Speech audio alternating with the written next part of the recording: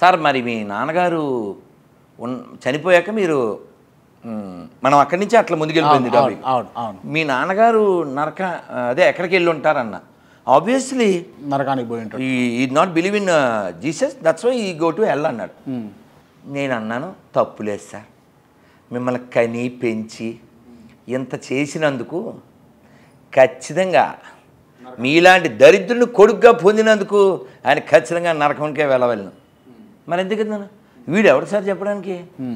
వీడెవడు సార్? వీడెవడు? నువ్వు వాళ్ళ నమ్మకం కదా. నువ్వెవడు? నీ నమ్మకం నీతో పెట్టుకో.